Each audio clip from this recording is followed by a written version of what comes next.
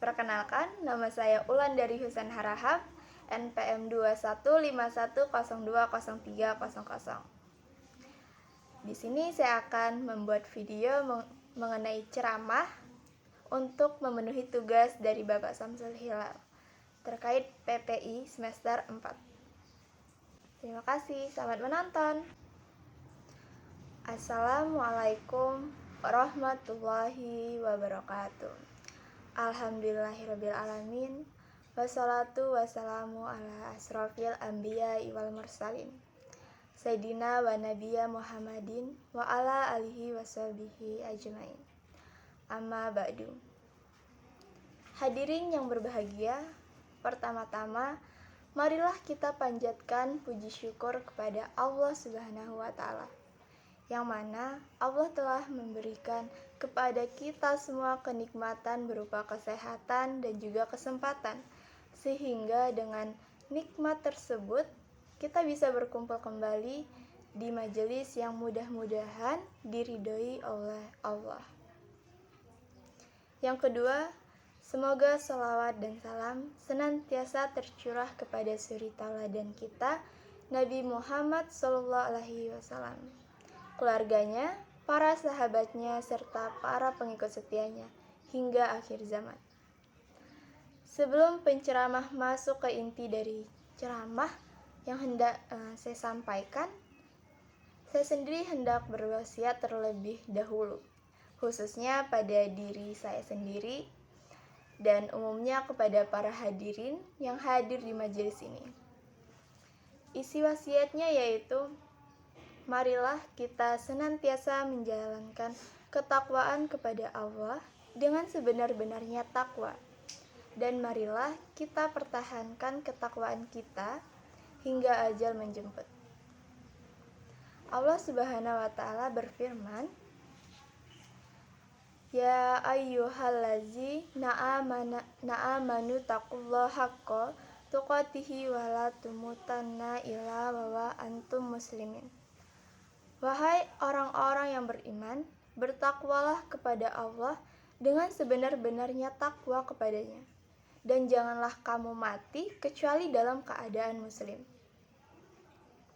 Hadirin yang berbahagia, pada kesempatan yang luar biasa ini, saya memohon izin untuk membawakan ceramah tentang bersyukur beserta dalilnya.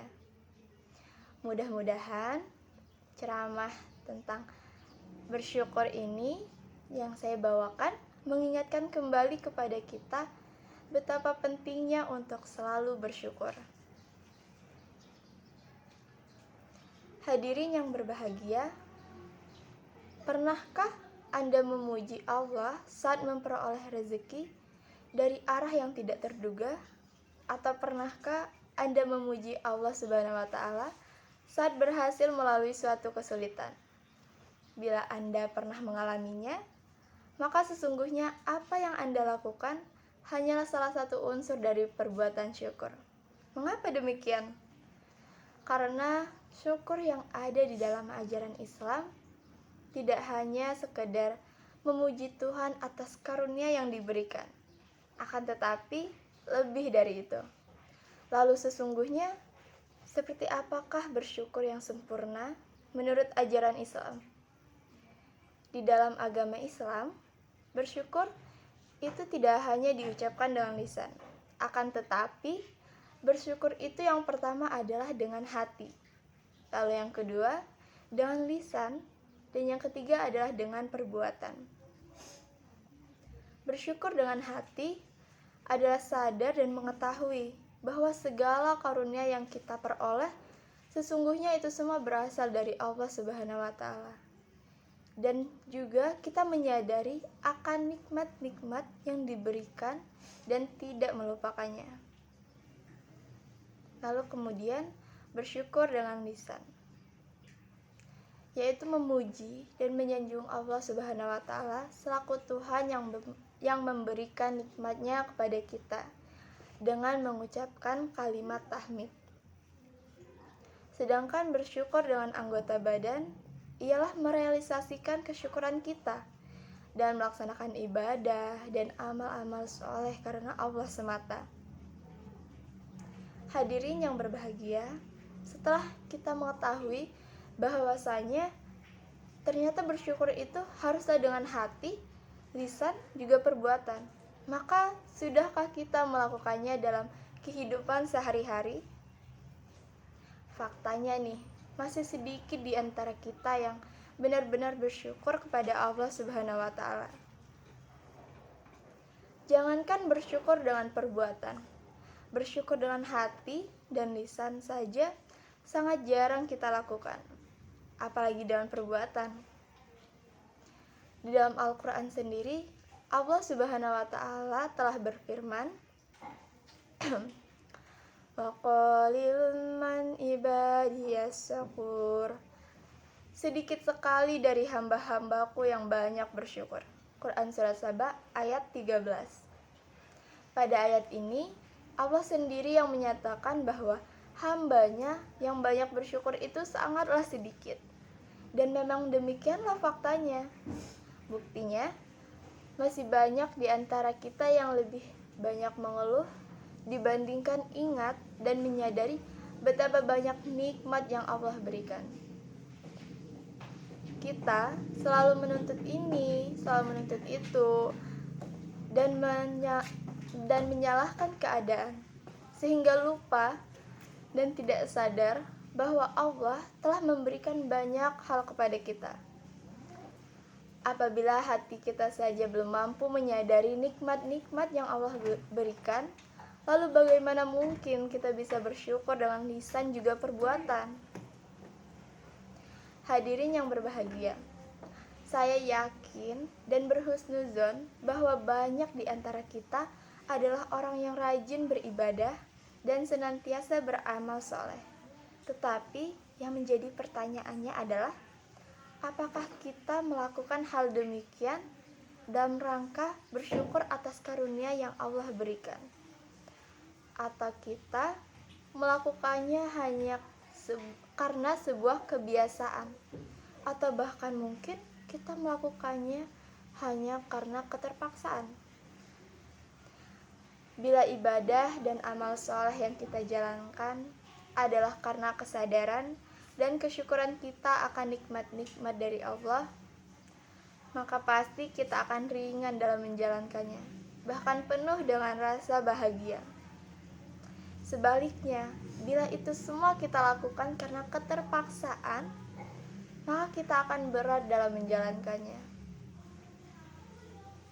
Hadirin yang berbahagia, pada ceramah tentang bersyukur kali ini, saya ingin membawakan sebuah kisah Bani Israel di dalam surat Al-Baqarah. Dikisahkan bahwa Bani Israel adalah salah satu kaum yang diberikan banyak kenikmatan oleh Allah Subhanahu wa Ta'ala. Ketika Fir'aun mengejar dan hendak menyiksa mereka, Allah belahkan lautan untuk mereka, agar mereka bisa lolos dari kejaran Fir'aun dan bala tentaranya. Tatkala mereka sudah berhasil menyeberangi lautan, Fir'aun dan bala tentaranya yang masih berada di tengah lautan ditenggelamkan oleh Allah tanpa sisa. Namun, bukannya bersyukur, mereka malah melakukan perbuatan maksiat.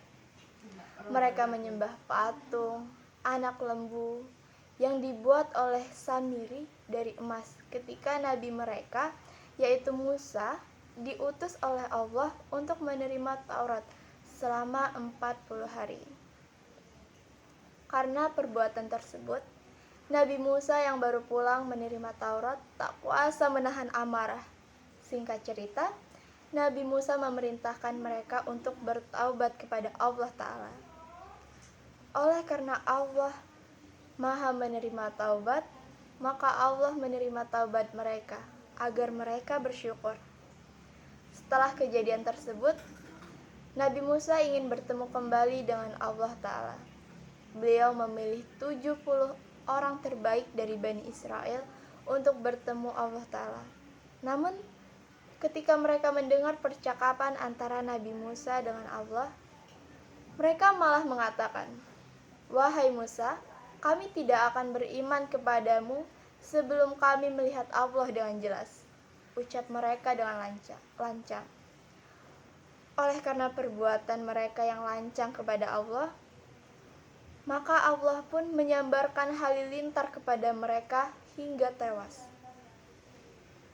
Atas permintaan Nabi Musa, Allah hidupkan mereka kembali untuk memberinya kesempatan sekali lagi agar mereka mau bersyukur. Tidak sampai di situ saja nikmat yang Allah turunkan kepada mereka. Ketika mereka kepanasan karena sengatan matahari, Allah juga memberikan naungan kepada mereka agar mereka tidak kepanasan. Selain itu, Allah juga turunkan mana dan salwa untuk makanan mereka, agar mereka tidak perlu repot-repot mengolah makanan. Dan tentunya masih banyak lagi kenikmatan yang Allah berikan kepada mereka, selain yang barusan saya ceritakan ya. Namun, lagi-lagi, bukannya mereka bersyukur atas nikmat-nikmat tersebut, mereka malah kufur, bahkan membunuh setiap para nabi yang datang untuk membimbing mereka. Akhirnya, Allah pun murka kepada mereka. Allah juga menimpakan kehinaan dan nista kepada mereka. Hadirin yang berbahagia, dari kisah Bani Israel yang saya sampaikan, ternyata di situ kita belajar bahwa Allah itu sangatlah baik kepada hambanya. Bahkan, Allah banyak sekali memberikan kesempatan lagi dan lagi agar kita menyadari betapa banyak nikmat yang telah Ia berikan. Hanya saja kita sebagai hambanya lebih banyak lupa dibandingkan ingat dan bersyukur atas kebaikannya. Hadirin yang berbahagia, salah satu tips yang hendak saya sampaikan agar kita bisa senantiasa bersyukur adalah dengan melihat orang yang saat ini berada di bawah kita. Rasulullah SAW bersabda, "Unzuru ila man huwa asfala minkum, wala tanzuru ila man huwa fawqakum, fa innahu ajdaru an la tajdaru nikmatullah alaikum." Lihatlah orang yang ada di bawah kalian, dan janganlah kalian melihat orang yang di atas kalian, karena sesungguhnya hal itu lebih pantas agar kalian tidak merasa kurang terhadap nikmat yang Allah berikan. Hadis riwayat Tirmizi. Bisa jadi, dan kita melihat orang yang saat ini sedang berada di bawah kita, kita tersadar bahwa ternyata apa yang Allah berikan saat ini merupakan nikmat yang banyak. Setelah kita mengingat dan tersadar, cobalah untuk mensyukuri nikmat tersebut dengan memujinya dan memperbanyak ibadah kepada Allah, agar nikmat yang saat ini telah Allah berikan ditambah lagi oleh Allah dengan nikmat yang lebih melimpah. Disebutkan di dalam Al-Quran bahwa Allah Subhanahu wa Ta'ala berfirman, "La-in syakurtum la-aziyadanakum, wa-la-in kafartum inna azabi lasyadidun." Sesungguhnya, jika kamu bersyukur, niscaya aku akan menambahkan nikmat kepadamu. Tetapi jika kamu mengingkari nikmatku, sesungguhnya azabku benar-benar sangat keras. Quran Surat Ibrahim ayat 7. Hadirin yang berbahagia, bisa jadi Allah tidak menambah nikmatnya kepada kita karena kita kurang bersyukur dengan nikmat yang saat ini kita peroleh. Allah bisa saja menambah nikmat kepada kita dengan mudah. Akan tetapi, hanya kitanya saja yang belum siap dengan tambahan nikmat tersebut. Nikmat sedikit yang saat ini kita peroleh saja belum kita syukuri, apalagi nikmat yang banyak dan melimpah. Bisa jadi Allah tahan nikmat tersebut kepada kita karena Allah tidak mau bila kita diberikan nikmat yang lebih banyak, kita justru semakin ingkar, sombong, tidak puas, dan juga tamak. Di dalam sebuah hadis yang disebutkan bahwa Rasulullah SAW bersabda, "Man lam yaskul qalila lam yaskul kasira."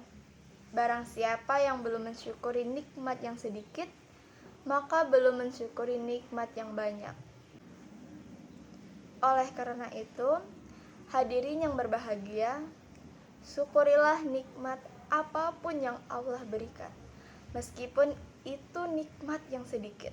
Sadarilah bahwa apapun yang saat ini kita peroleh dan kita capai adalah nikmat dari Allah Subhanahu wa Ta'ala. Jangan sampai kita lupa dan lalai dari nikmat-nikmat tersebut, sehingga membuat hati kita lupa untuk bersyukur.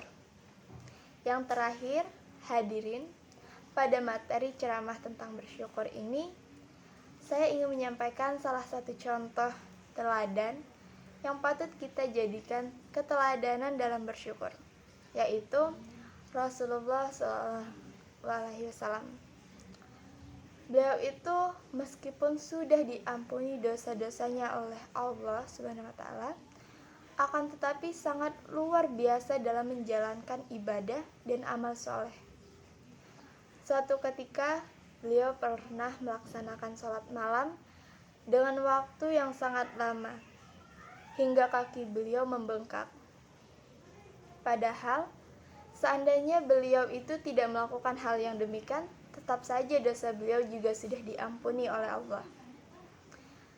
Ketika beliau ditanya, mengapa melakukan hal demikian? Maka beliau pun menjawab, "Afala uhibbu an akuna abdan syakuran." Apakah tidak boleh jika aku menjadi seseorang hamba yang bersyukur? Dari kisah tersebut dapat kita pahami bahwa Rasulullah SAW melaksanakan ibadah dan amal soleh adalah dalam rangka bersyukur kepada Allah atas nikmat yang diberikan. Oleh karena itu, hadirin, sudahkah kita seperti beliau dalam mensyukuri nikmat-nikmat dari Allah? Sudahkah kita bersyukur dengan hati, lisan, dan perbuatan kita? Apabila belum, mari kita berusaha untuk senantiasa bersyukur atas nikmat apapun yang diberikan. Demikian ceramah tentang bersyukur beserta dalilnya yang dapat saya sampaikan. Semoga ceramah tentang bersyukur kepada Allah ini dapat menyadarkan kepada kita agar senantiasa bersyukur kepada Allah Ta'ala. Amin ya rabbal alamin. Kurang lebihnya saya ucapkan mohon maaf. Wassalamualaikum warahmatullahi wabarakatuh.